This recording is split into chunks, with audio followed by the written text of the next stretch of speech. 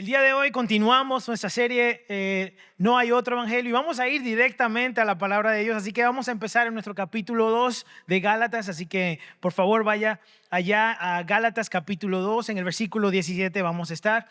Y como le decía, continuamos hoy la serie No hay otro evangelio, y esta serie basada en el libro de Gálatas, una carta que Pablo le escribió a las iglesias en Galacia, porque necesitaba enfrentar una crisis doctrinal que estaba sucediendo debido a que algunos judíos estaban entrando dentro del círculo cristiano y querían imponer nuevamente lo que era la ley, y decían de que no es solo por Jesús, sino que también por la ley es que somos salvos.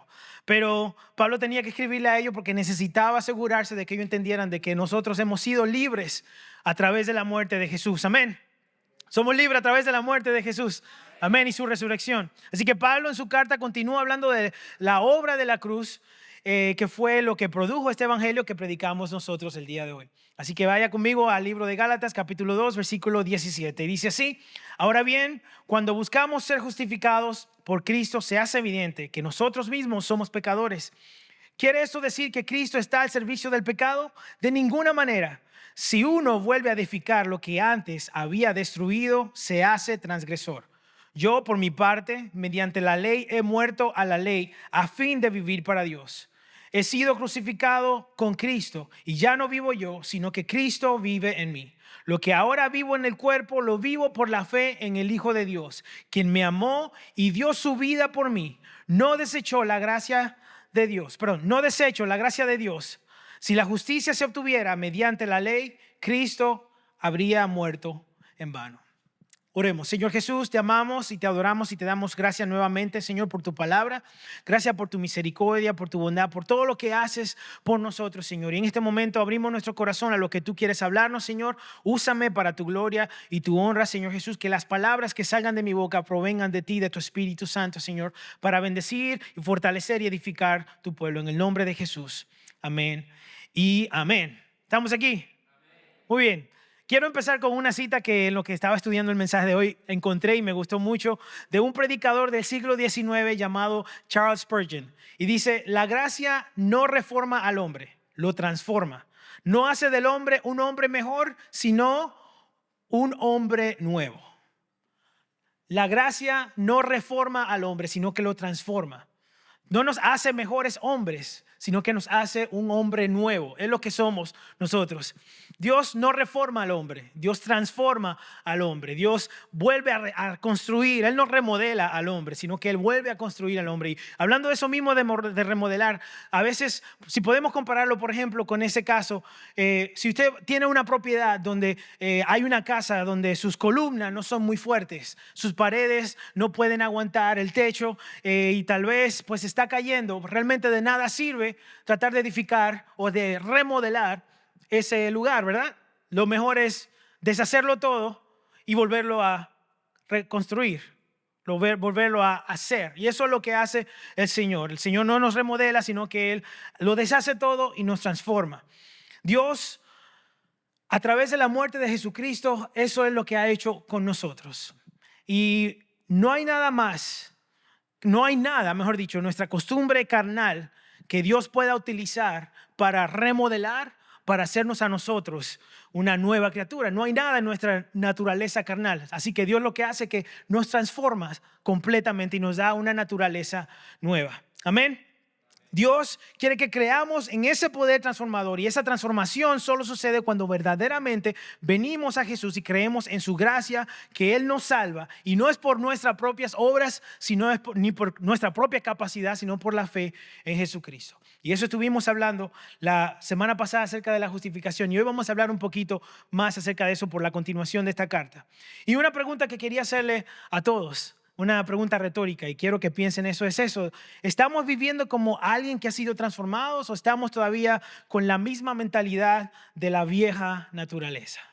Y esa pregunta hágasela a usted. Piense usted: ¿será que yo estoy viviendo con la misma mentalidad de la vieja naturaleza, o realmente he sido transformado por Jesucristo? Y si Dios te pidiera hoy que dejaras algo que te impide vivir en su gracia, ¿estaríamos dispuestos a dejarlo?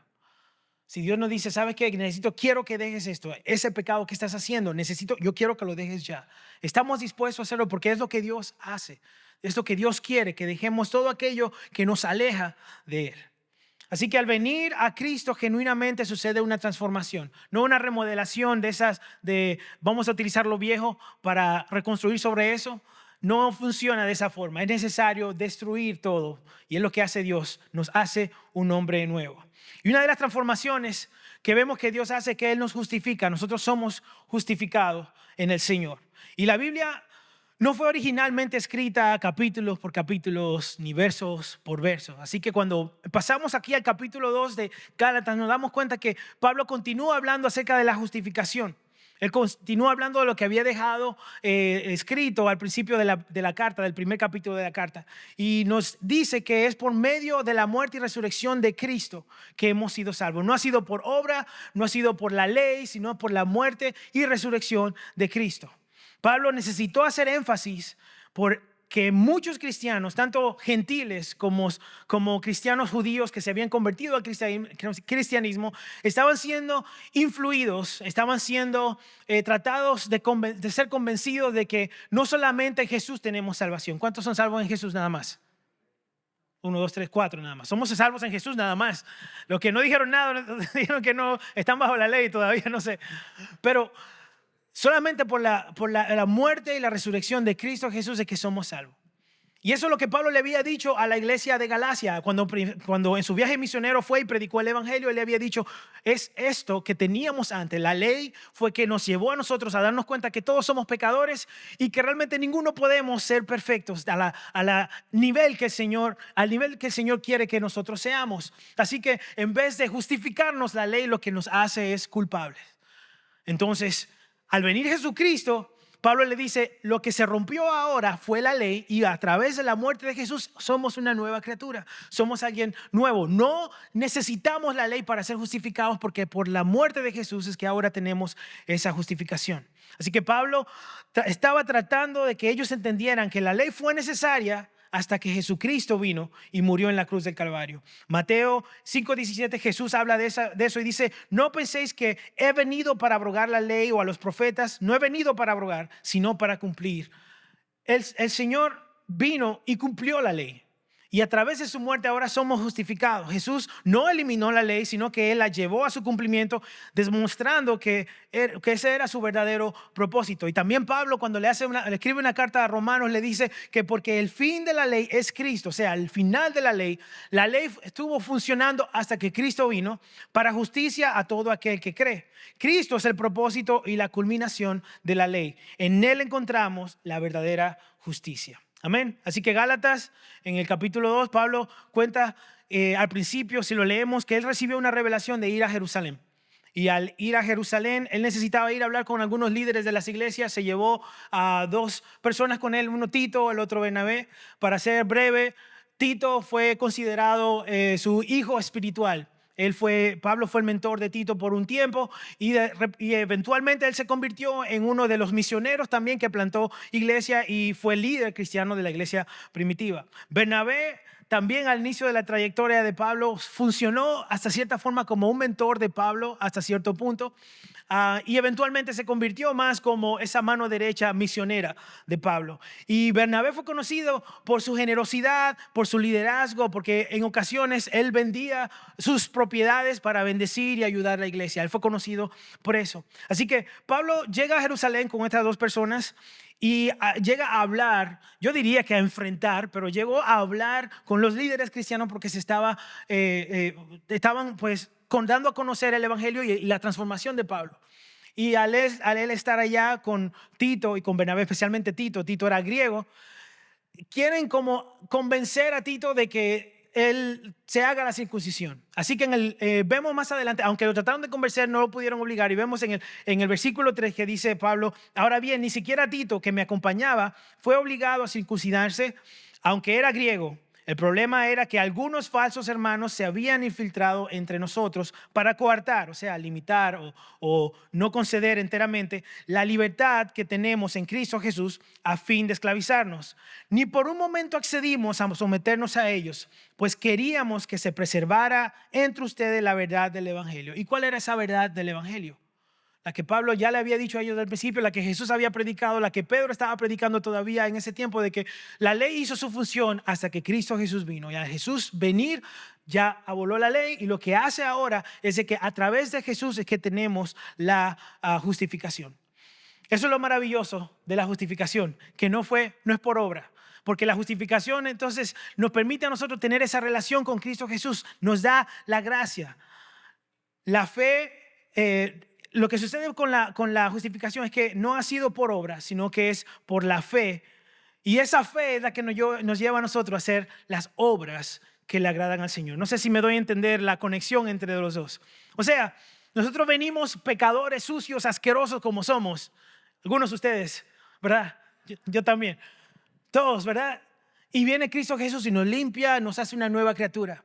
Y por darnos cuenta de nuestra situación y darnos cuenta del amor y maravilloso y grande del Señor, nosotros, al ser transformados, nuestra respuesta es vivir en el Señor, agradándole y sirviéndole a Él, obedeciendo sus mandamientos, haciendo su voluntad. Pero eso es cuando hay una transformación genuina. Eso es cuando nosotros sinceramente venimos ante el Señor y nos damos cuenta de que somos pecadores, de que necesitamos redención, necesitamos cambio. Jesús murió una sola vez y por todas. Jesús no va a morir otra vez por tus pecados. Jesús solamente murió una vez. Y esa decisión de recibir ese regalo que el Señor nos ha dado a través de la justificación, la gracia, esa decisión es de nosotros. Y nosotros hacemos con esa decisión lo que nosotros obviamente queremos. O aceptamos esa gracia que el Señor nos da y vivimos por fe, agradando al Señor, dando fruto de nuestra conversión. O nosotros pues pensamos que utilizamos la gracia como, está bien, el Señor sabe cómo yo soy. Y yo peco así, pero el Señor me entiende. Y le voy a decir algo, esa cosa no funciona. Con el Señor no hay que, ay Señor, tú sabes cómo soy yo y esta es mi debilidad y yo peco, pero yo sé que tú me entiendes. No, el Señor el Señor no te entiende ahí. No hay un sistema de negociación de que el Señor te mire y dice, ay, yo sé, está bien, no, peca, está bien, roba, mata, está bien, porque yo sé. No, el Señor le llama a lo blanco blanco y a lo negro negro. No hay negociación con el Señor en esa área. Así que nosotros no podemos pensar de que el Señor va a entender nuestra comodidad porque queremos vivir en nuestra carne y no le hemos entregado a nosotros nuestro cuerpo, nuestra mente, nuestra alma completamente al Señor. Así que el resultado realmente de esa salvación que recibimos al Señor refleja la santidad y el fruto del Espíritu Santo. En Mateo 7, versículo 16 dice, por sus frutos los conocerán. ¿Se acuerdan de eso? Dice, ¿acaso se recogen uvas de los espinos o higos de los cardos? Del mismo modo, todo árbol bueno da fruto bueno, pero el árbol malo da fruto malo. Un árbol bueno no puede dar fruto malo y un árbol malo no puede dar frutos buenos. Todo árbol que no da fruto se corta y se arroja al fuego. Así que por sus frutos los conocerán. El versículo 21 dice, no todo el que dice Señor, Señor entrará en el reino de los cielos, sino solo el que hace la voluntad de mi Padre que está en el cielo. Y me encanta cómo Jesús estuvo hablando de eso y lo dijo de esa forma de que ustedes, si son buenos, van a dar frutos buenos. Si son malos, no van a dar frutos buenos. No tiene sentido. Y aquel día van a haber personas que dirán, Señor, Señor. Pero el Señor le va a decir, lo siento, pero yo no lo conozco. No todo el que dice Señor, Señor entrará en el reino de los cielos, sino ¿quién? El que hace la voluntad de mi Padre, dice Jesús. Y hablamos de eso hace una semana, de cuál es la voluntad del Señor, es que nosotros vengamos y le conozcamos a Él y le busquemos a Él. Y eso es lo que nos transforma a nosotros. So, si quieres saber que tú eres salvo, ¿quieres saber si tú eres salvo? ¿Sí? Yo espero que usted sepa que sí es salvo. Si usted quiere saber que si es salvo o no, entonces, ¿qué fruto está dando tu vida? ¿Qué frutos estás dando en tu vida? Eso refleja dónde estás. Tus frutos van a corresponder a nuestra salvación, a tu salvación. Eso no quiere decir que tú vas a ser perfecto y de que tú nunca vas a pecar. No me estoy refiriendo a eso, porque mientras estemos en esta naturaleza pecaminosa nos vamos a sentir atraídos al pecado. Pero no es lo mismo que nosotros vivamos esclavos al pecado que cometamos un error y nos arrepintamos. Si creemos, sí creemos, ¿verdad? Que Dios rompe las cadenas, que Dios nos liberta, que Dios nos hace nuevo. Amén. Sí creemos en el poder del Señor para eso. Amén. Entonces, ¿por qué no estamos viviendo en esa libertad que el Señor nos ha dado, en esa restauración que el Señor nos ha dado? Nosotros somos llamados a vivir en esa libertad. Entonces en Jesús, Dios no solo nos hace libre del pecado, pero si tú te sientes esclavizado, si tú te sientes aún como que no puedes dejar eso, entonces hay algunas alertas a las que tú tienes que atender. En Jesús somos libres, en Jesús tenemos esa redención. Gracias a Dios por lo que Él ha hecho en la cruz. Pero si todavía te sientes esclavo, si realmente el Señor nos ha hecho libre y todavía nos sentimos esclavos a algo, entonces tenemos algo todavía que atender. ¿Y cómo sabemos si somos esclavos del pecado? Es cuando una persona vive dominada por esos deseos. Así como, por ejemplo, una adicción. Uno siente que uno no sabe, uno tiene que hacer eso, uno tiene que hacer lo otro, no puede estar tranquilo, necesita eso. Y cuando uno está así viviendo de la dependencia de algo, de que ese algo lo que hace que te quita o te quita el tiempo o te deja a ti de hacer cosas importantes porque tú tienes que atender eso, entonces eso está haciendo contigo lo que Él quiere. ¿Me entiendes? Tú estás siendo esclavizado por eso y vamos por ahora a llamarle eso porque eso puede ser diferentes cosas. Eso puede ser una persona, eso puede ser una adicción, eso puede ser pornografía, eso puede ser el alcoholismo, eso puede ser robo, eso puede ser serie de cosas. Pero en el momento de que tú no puedes dejar eso y necesitas eso para subsistir cada día o cada semana, entonces tú dependes de eso y no estás dependiendo de Dios. Amén. Y yo sé, se va a poner un poquito más difícil ahora el mensaje todavía. Así que yo espero que usted se sienta un poquito ofendido y eso cause transformación en su corazón. Amén. Amén. Así que Pablo continúa hablando en esta carta a las iglesias de Galacia y le dice que el evangelio y la justificación y la gracia están relacionadas. Si leemos un poquito más adelante nos damos cuenta que el mensaje central de este capítulo 2, cuando va a Pablo terminando de hablar de la justificación, es hablar de la gracia. Y lo que él quiere enfatizar acá es que la gracia no es un juego. La gracia no se utiliza para decir, bueno, el Señor a mí me lavó, me perdonó, ahora yo puedo hacer lo que me da la gana. La gracia no funciona de esa forma, mi querido hermano.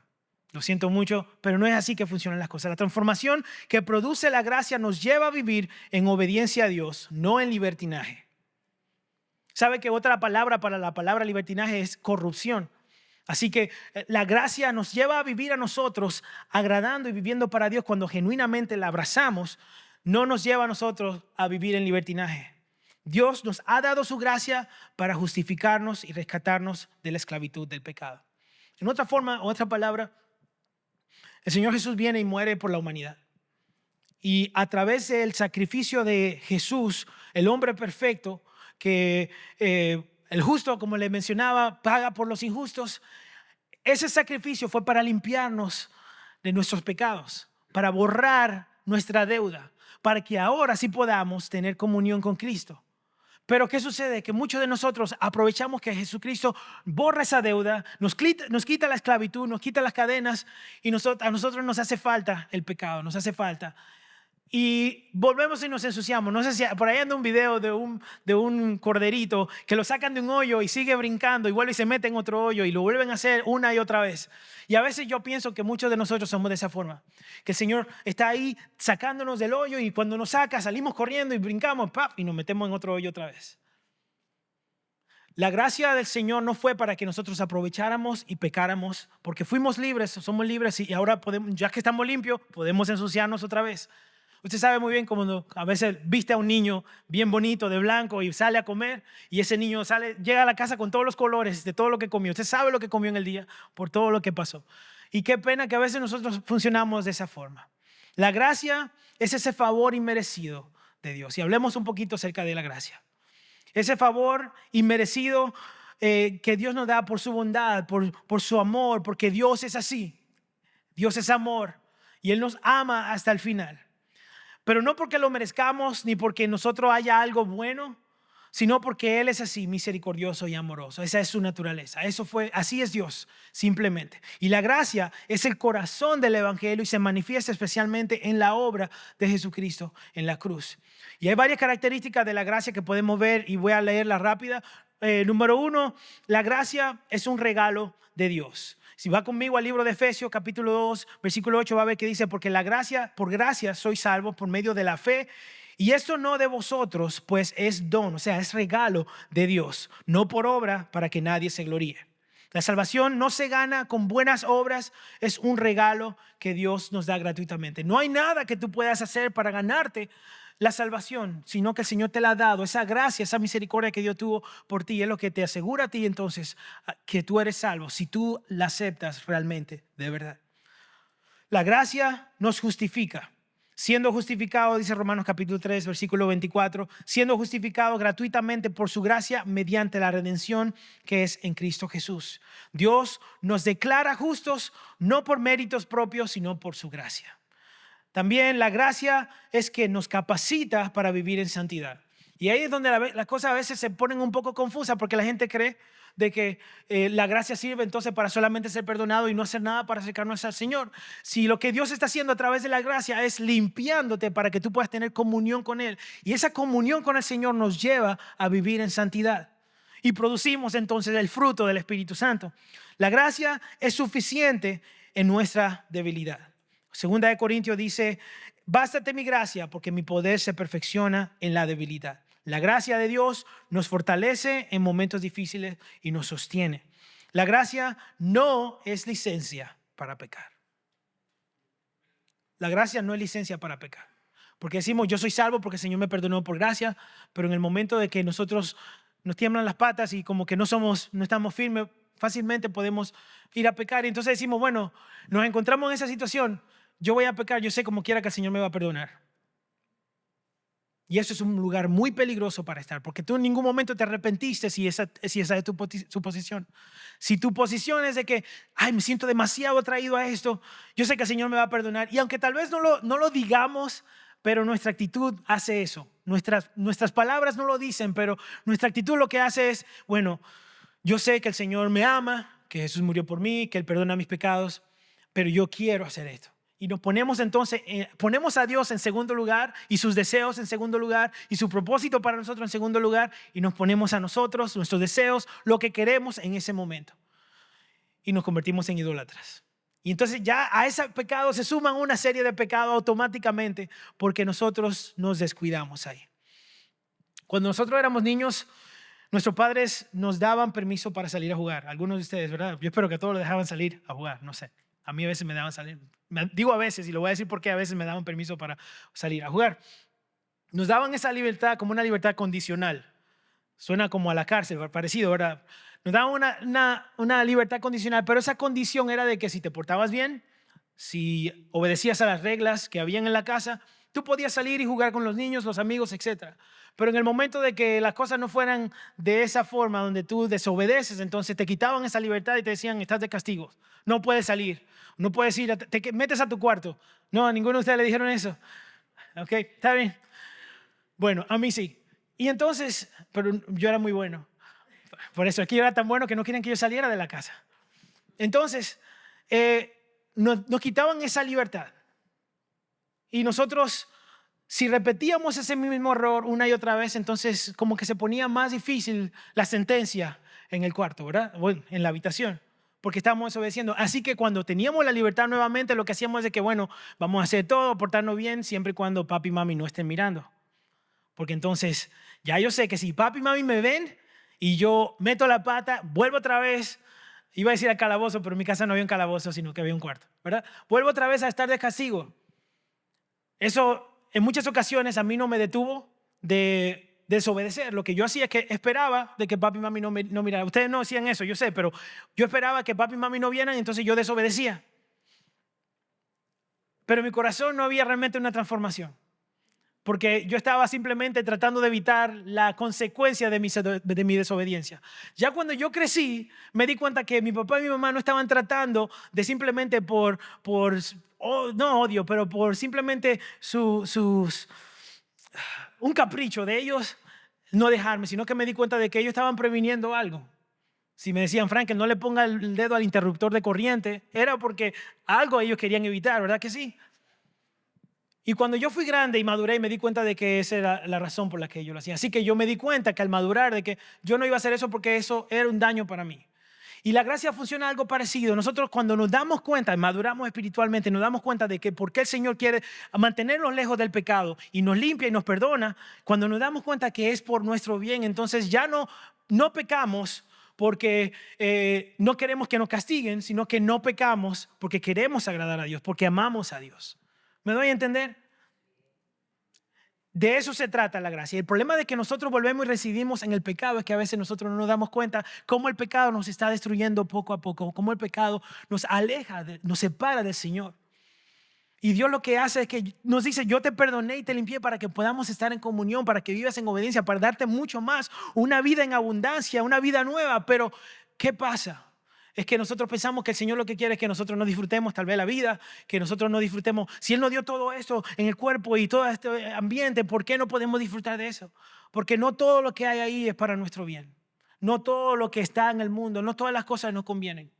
Todo nos es lícito, pero no todas las cosas nos convienen. Amén. Así que cuando somos encontrados, justificados por la gracia, somos rescatados de la esclavitud, pero no es para que volvamos al borrón y cuenta nueva. Ustedes han escuchado eso alguna vez, ¿verdad? Borrón y cuenta nueva. No es para que aprovechemos ese borrón y cuenta nueva y vayamos corriendo a ensuciarnos, sino para que nosotros tengamos comunión con el Señor. Porque recordemos, el Señor es santo. Y en nuestra naturaleza pecaminosa no podemos tener esa comunión. Solamente es en esa naturaleza que el Señor nos da nueva, que nos rescata, nos libera, nos transforma, es que podemos tener entonces comunión con el Señor. Y eso es lo que el Señor quiere darnos a nosotros. Nosotros no somos perdonados hasta que auténticamente le pedimos perdón al Señor. Y usted puede decirle a Dios todo lo que quiera, decirle, Señor, perdóname, Señor, límpiame, sáname. Y le dice todo eso al Señor. Pero si en tu corazón, si las palabras salieron nada más de tu boca y no salió de tu corazón, con el deseo realmente de ser transformado y cambiado y perdonado, no te vista que no vas. No ha pasado un cambio genuino, solamente ha sido palabras. Si tú solamente lo haces cuando necesitas algo o cuando vas a ir a la iglesia, ¿verdad? Cuando te metes en problema de que dices, ay, yo hice esto la semana pasada, Señor, perdóname, tú sabes que yo necesito el lunes, tengo que hacer esto en el trabajo y necesito tu ayuda. O el domingo, Señor, voy a ir a la iglesia, Señor, perdóname porque yo sé. Y a veces queremos como hacer un negocio con el Señor de, yo le voy a pedir perdón al Señor porque yo necesito que el Señor me ayude. Yo le voy a pedir perdón al Señor porque yo necesito que... Y nos encontramos como ese niño que desobedece a escondidas, pero no se da cuenta de que lo que está haciendo lo está apartando una y otra vez del Señor. Así que nosotros tenemos que acercarnos a Dios, recibir su gracia, pero recibirlo de una forma auténtica y genuina. En el momento que la tentación, cuando estamos así, regresa y toca nuestra puerta, si en el principio tú no sinceramente viniste al Señor, entonces vas a darte cuenta que no estás fuerte suficiente para sostener, para huir de la tentación.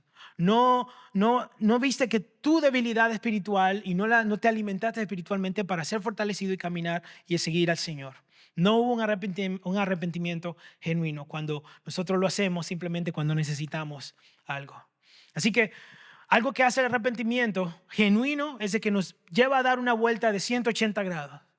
Si íbamos en dirección al pecado, nos lleva entonces a dirección a Jesús. En vez de vivir corriendo a hacer lo que nos encanta y nos apasiona, cuando nos damos cuenta de qué tan dañino es esa destrucción del pecado, entonces nosotros dejamos que el Señor nos transforme y vamos y corremos hacia Él.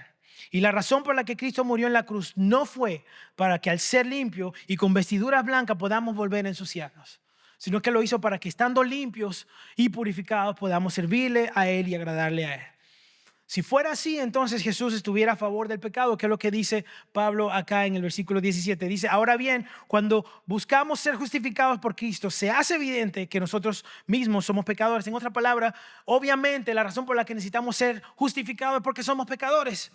Necesitamos ser limpiados, necesitamos ser rescatados. Pero eso no quiere decir que entonces Jesús está a favor del pecado diciendo, bueno, yo morí por ti, peca, porque yo siempre te voy a perdonar. No, por eso le decía, Jesús murió una sola vez y por toda. Él no va a volver a morir por ti para perdón de tus pecados y limpiar tus pecados. Ya lo hizo una sola vez para que tengamos acceso al Padre. Y sí, a través de Él tenemos perdón cuando realmente, sinceramente nos arrepentimos de nuestro pecado. Amén. Así que Pablo aquí le está diciendo aquí a ellos de que Jesús no está al servicio del pecado. Al contrario, el Señor Jesús lo que nos da es la gracia. Amén. ¿Amamos a Dios? ¿Amamos a Dios? Amén. Sí, aplaudan, que viene una pregunta. Entonces, si verdaderamente amamos a Dios, ¿por qué abusamos de la gracia? Si verdaderamente amamos a Dios, ¿por qué estamos abusando de la gracia? Aquí estamos todos embarrados. No crea que yo estoy diciendo de que yo soy el perfecto acá. No, aquí estamos todos. Si amamos a Dios, ¿qué está pasando con nosotros? Estamos en un camino, sí, de perfección, pero estas son conversaciones que tenemos que tener para que usted se dé cuenta de su situación actual. Para que diga, bueno, yo sé que tengo esta falta, yo sé que tengo esto que necesito entregarle al Señor, porque yo quiero agradar al Señor, yo quiero amarlo a Él, quiero vivir para Él. Y si eso es así, entonces tenemos que entregárselo al Señor. Y el Señor, recordemos, el Señor no remodela al ser humano, el Señor lo hace de nuevo, lo transforma. Y si tú quieres que el Señor te haga de nuevo, tienes que entregar al Señor todo lo que eres, como eres. Y el Señor agarra todo eso y lo deshace y te hace un hombre nuevo.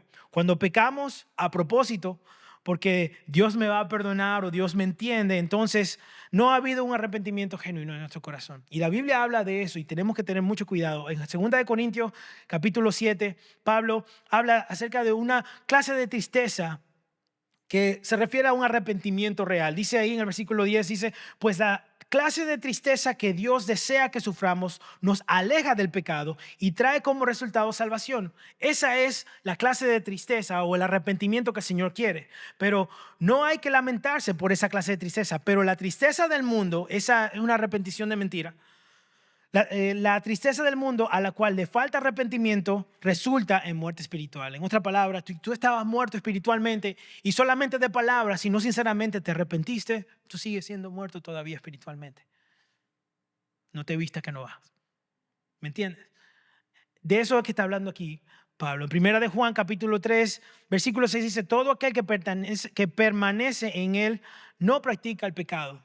Todo el que practica el pecado no ha visto ni ha conocido al Señor, no lo ha conocido a Jesús.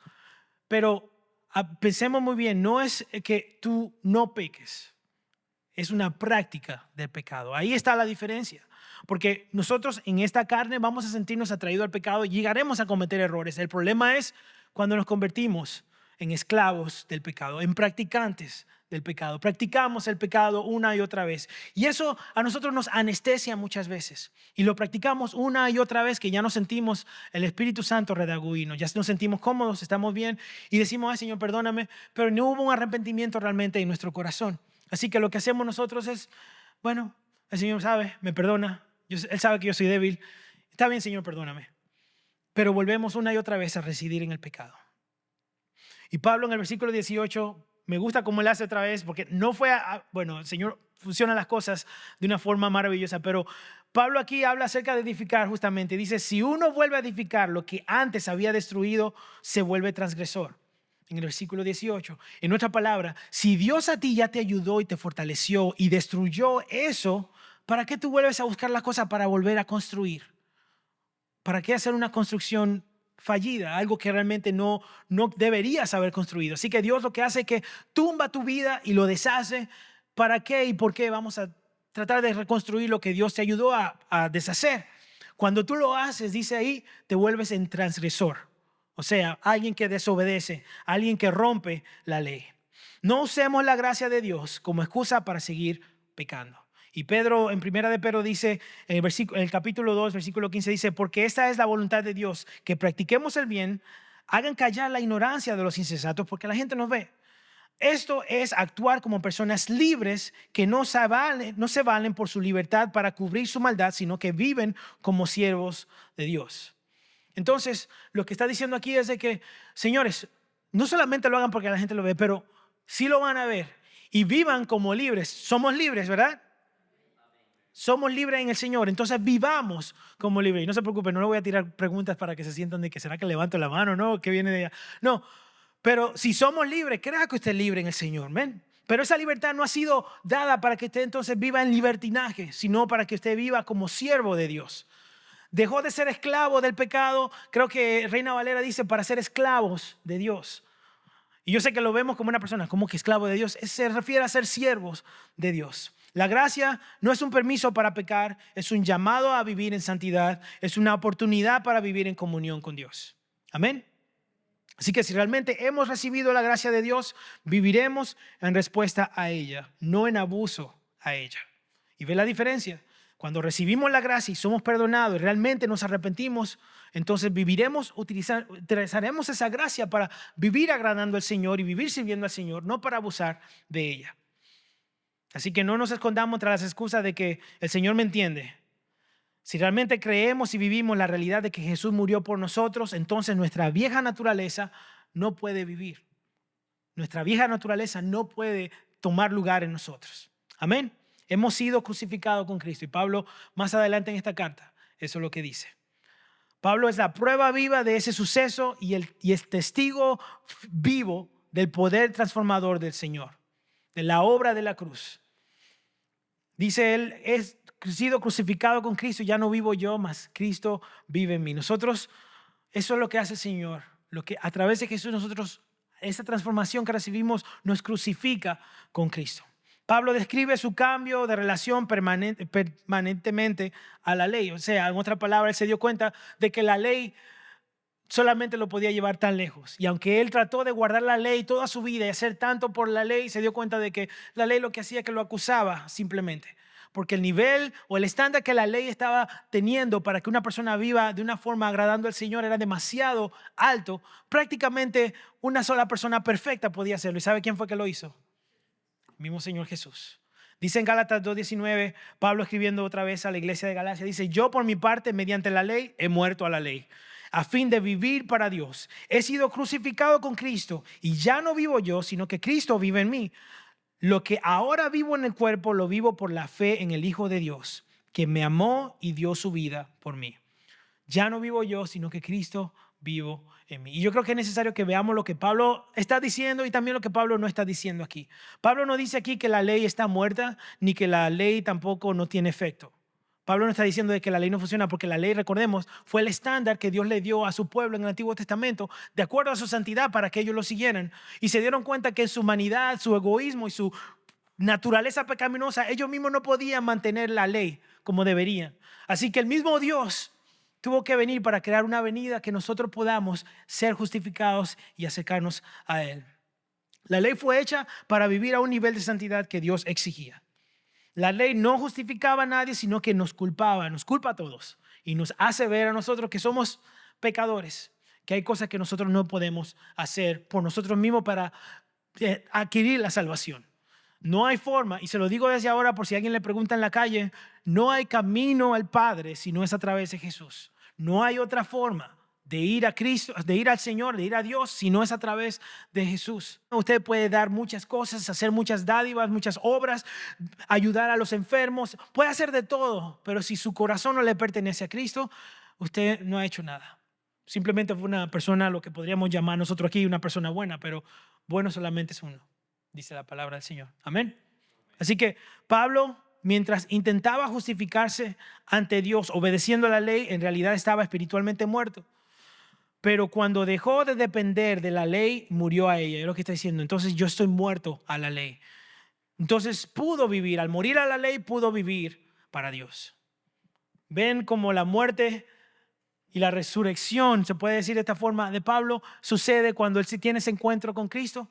Me refiero a algo espiritual, no vayan a pensar que estoy inventando cosas ahora de que también Pablo tuvo una resurrección. A lo que me refiero es a que Pablo murió, estaba muerto espiritualmente, pero encontró vida. Y a pesar de que él estaba viviendo en la ley, manteniéndola y persiguiendo a los cristianos para que ellos también guardaran la ley y dejaran esta herejía del cristianismo que Jesús había predicado según ellos, según él, se dio cuenta que al tener ese encuentro con Jesús, su vida fue transformada. Y ahora se da cuenta de que yo no estaba vivo en ningún momento. Yo sabía la ley, conocía la ley, vivía por la ley, pero la ley solamente me acusaba y no me tenía a mí en comunión con el Señor. Entonces, ¿cómo podemos aplicar esto nosotros a nuestras vidas? Tenemos que dejar de tratar de ganarnos el favor de Dios. ¿Qué? Sí, el favor de Dios no se gana haciendo cosas buenas. Él quiere nuestro corazón. Él quiere intimidad con Él. Él quiere que nosotros le conozcamos a Él.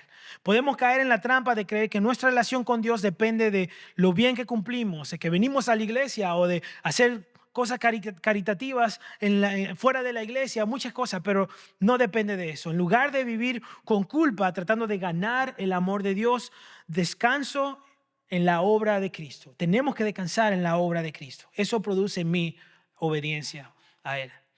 Vivir por la fe y no por nuestros propios esfuerzos. Lo que ahora vivo en el cuerpo, lo vivo por la fe en el Hijo de Dios, dice Pablo. Eso significa que mi vida diaria debe estar basada en mi confianza en Cristo. Ahora enfrentamos nuestras luchas no con la carne, sino agarrados del Señor, con la gracia que el Señor nos ha dado. Sabiendo que Cristo vive en nosotros. Amén. Cristo vive en mí. Así que yo tengo que enfrentar cada día, cada prueba, cada dificultad. Y que no estoy solo en mi caminar con el Señor. En todo momento la tentación vendrá, pero con la tentación viene la salida. Nunca el Señor va a permitir que seamos tentados demasiado al punto de que nosotros no podamos decir, no, yo me voy corriendo, no, yo no puedo hacer esto. No, el Señor permite la salida siempre, porque el Señor es un Dios justo. No va a dejar que nuestra carne nos lleve a ese punto y el Señor no haga una salida para nosotros. Que usted la quiera tomar es otra cosa. Ya eso es entre usted y el Señor. Pero tenemos que saber de que el Señor no nos va a llevar a nosotros a morir espiritualmente de esa forma. Así que muero también a mi antigua manera de vivir. Pablo dice, he sido crucificado en Cristo. Y eso significa que dejo atrás mi vida antigua, quien yo era antes. Literalmente dejo quien yo era antes. Yo no voy a volver a esas costumbres, no voy a hacer esas costumbres más. Yo renuncio a mi tendencia de tratar de hacer las cosas por mi cuenta y permito que Dios sea quien me transforme, quien me cambie. Mi obediencia viene entonces del amor a Dios y no del miedo. Mi obediencia tiene que venir de amar a Dios y no del miedo al infierno, no del miedo al castigo, no del miedo al que dirán, sino de que yo quiero agradar a Dios. De eso debería pasarse mi obediencia, de que yo quiero amar a Dios. La ley no justificaba a nadie, sino que solamente demostraba que éramos todos culpables. Y obedecemos a Dios no para ganar puntos para Él, no para que nos encontremos en el lado bueno de Él, sino que lo hacemos como respuesta de gratitud por lo que Él hizo por nosotros en la obra de la cruz. Amén. Estamos contentos de ser salvos. No sé, me siento un poquito callado. Amén. Cristo debe ser el centro de nuestra vida. Cristo debe ser el centro de tu vida y debe ser el centro de mi vida. Y Pablo dijo, ya no vivo yo, sino que Cristo vive en mí. Eso significa que mi identidad, que mi propósito y mi dirección ahora dependen completamente de Dios. Dependen completamente de Él. Y que Jesús sea el centro de mi vida, eso hace que yo deje de confiar en mis propios méritos y mi propia libertad personal para entonces hacer lo que yo crea que pueda agradar a Dios, cuando realmente lo que yo quiero hacer es confiar en la obra de la cruz y agradar a Dios como respuesta de ese amor tan grande y vivir en la gracia, permaneciendo y perteneciendo en Cristo. Amén. Que Cristo transforme nuestra vida desde adentro hacia afuera. De eso se trata. Amén. Así que nuestra propia justicia nos hace construir lo que Dios ya había derrumbado. Y yo quiero que piense eso por un momento, porque todos nos podemos identificar con eso mismo. Hay cosas en nuestra vida que nosotros dejamos de hacer, que nosotros derrumbamos. Pero vamos a sentirnos con la tendencia, con la tentación de volverlo a construir. Vamos a querer buscar ese teléfono, buscar ese perfil de Facebook, buscar, no sé, esas cosas que nos atraían antes un poquito. Pero no vamos a caer, solamente quiero ver cómo está. Sabe que una historia que no la puse en mi nota, pero la estuve leyendo también esta semana. Hubo un hombre que por mucho tiempo batalló con una adicción. Y por años esa adicción destruyó su familia, destruyó su vida, físicamente él se veía muy mal. Pero vino el Señor y el Señor lo transformó, lo cambió y fue fortalecido. Y en lo que él iba caminando y el Señor restauró su familia, su cuerpo, todo su trabajo, en lo que él iba caminando cometió el error de confiarse demasiado. Y cometió el error de muchos cristianos, muchos hermanos, muchos de nosotros cometemos el error de yo solamente voy a ver cómo están. Si son amigos, por ejemplo, pues solamente voy a ver cómo están, cuando sabemos que deberíamos habernos alejado de eso. Solamente un poquito de tiempo, solamente saludar, solamente. Ese poquito y solamente se convirtió en algo un poquito más y más frecuente. porque él estaba demasiado confiado en él. Y sabemos bien que la palabra dice que mire, que el que esté firme, que no caiga. En otras palabras, tenemos que estar siempre pensando que aunque en el Señor sí estamos firmes, nosotros en nuestra conciencia no podemos confiarnos de que estamos firmes.